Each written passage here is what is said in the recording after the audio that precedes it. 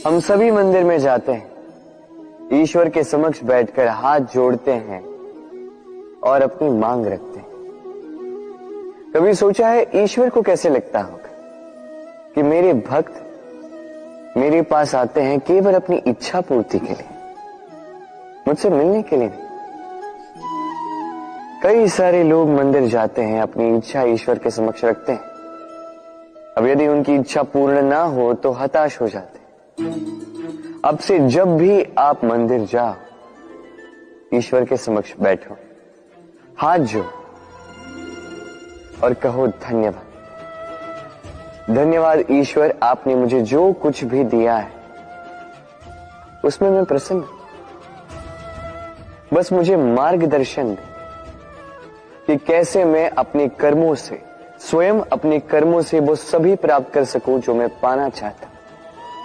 ईश्वर से केवल मांगने जाओगे तो ईश्वर के समक्ष स्वयं को बहुत ही छोटा पाओगे,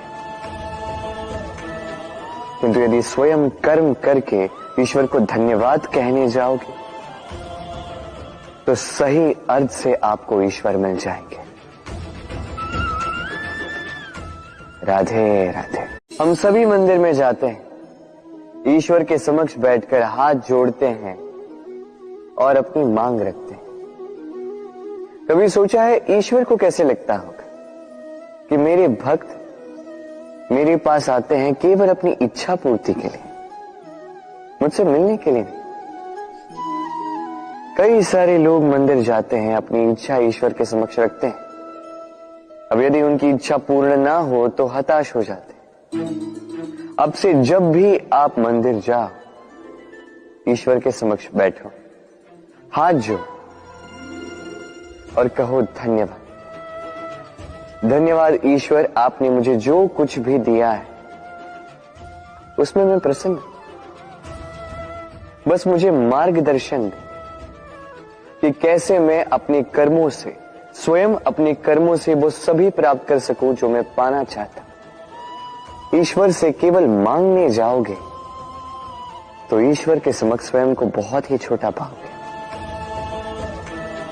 किंतु यदि स्वयं कर्म करके ईश्वर को धन्यवाद कहने जाओगे तो सही अर्थ से आपको ईश्वर मिल जाएंगे। राधे राधे।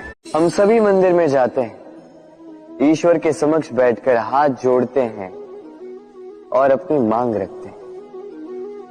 कभी सोचा है ईश्वर को कैसे लगता होगा कि मेरे भक्त मेरे पास आते हैं